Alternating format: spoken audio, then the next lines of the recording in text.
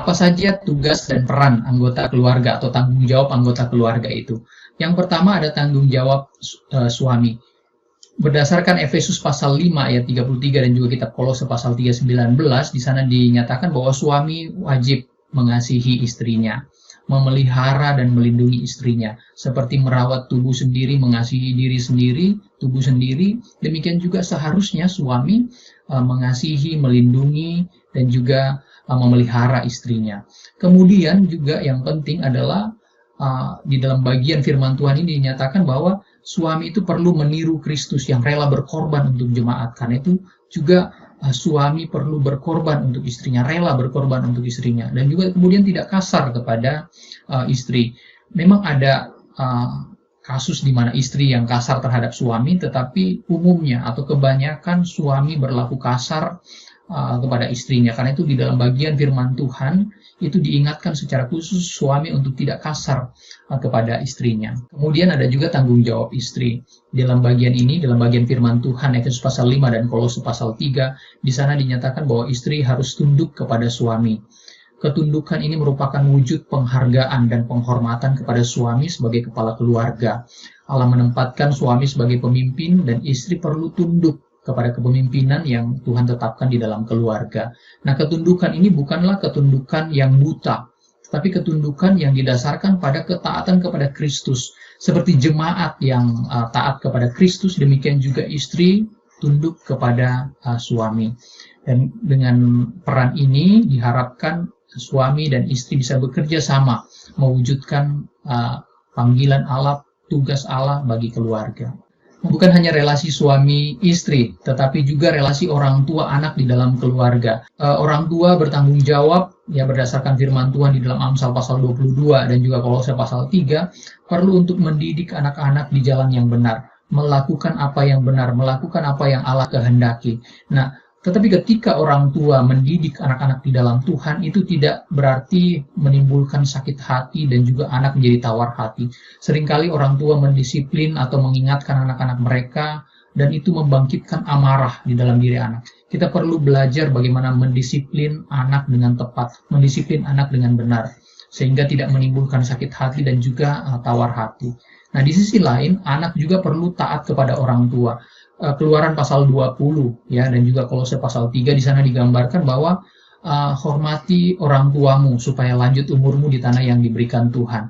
Dan juga anak diminta untuk taat kepada orang tua. Anak yang melakukan perannya, tanggung jawabnya di dalam keluarga adalah anak yang taat kepada orang tua, mendengarkan apa nasihat dan tuntunan orang tuanya. Ketika anggota keluarga melaksanakan tugas dan tanggung jawabnya dengan baik, baik itu suami, istri, orang tua maupun anak, maka keluarga ini dapat mewujudkan rencana Allah di dalam kehidupan keluarga.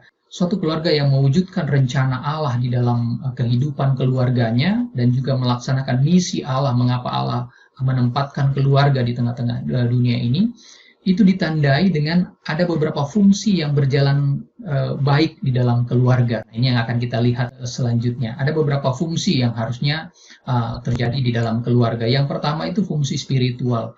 Keluarga menjadi tempat di mana seisi rumah, baik itu orang tua maupun anak, belajar nilai-nilai spiritual. Terlebih juga bahwa keluarga itu menjadi tempat di mana orang tua mewariskan nilai-nilai iman, nilai-nilai spiritual, mewariskan kebenaran firman Tuhan di dalamnya. Kemudian fungsi yang kedua adalah fungsi afeksi. Keluarga menjadi tempat di mana seluruh anggota keluarga belajar merasakan kasih, mengekspresikan kasih, meneladankan kasih, sehingga emosi, perasaan itu dapat dieksplor dengan baik, dapat bertumbuh dengan baik di dalam keluarga.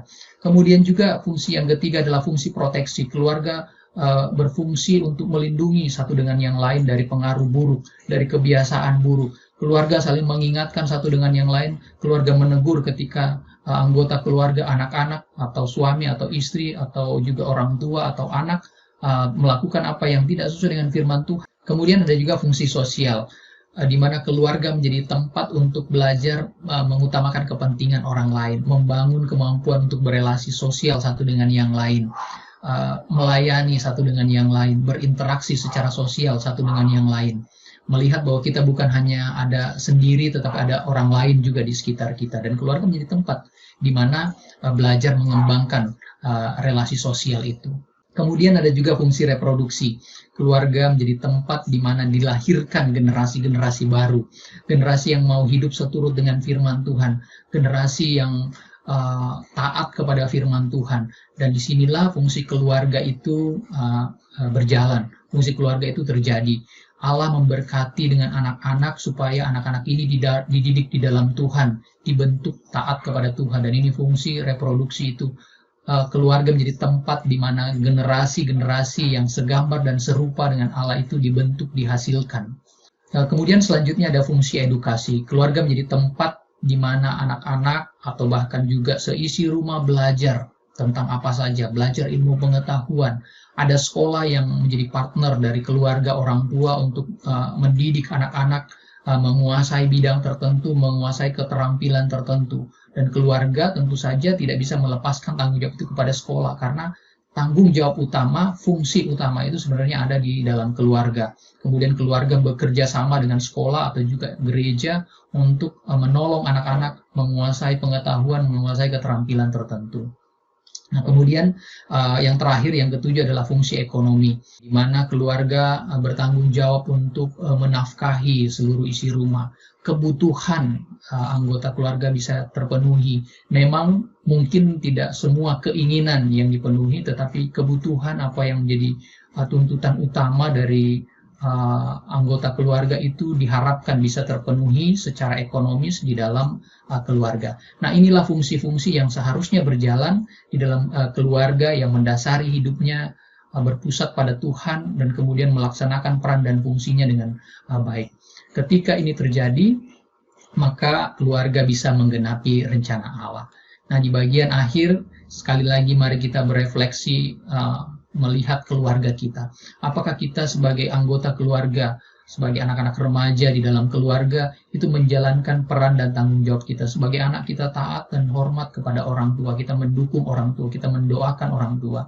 Dan juga apakah keluarga kita sudah menjalani fungsinya dengan baik. Ketika itu belum berjalan dengan baik, maka kita perlu berperan di dalamnya. Bangkit bersama-sama, mendukung anggota keluarga, berdoa bagi keluarga kita, sehingga keluarga kita bisa melaksanakan tanggung jawabnya, fungsinya dengan baik. Demikianlah pelajaran kita pada hari ini.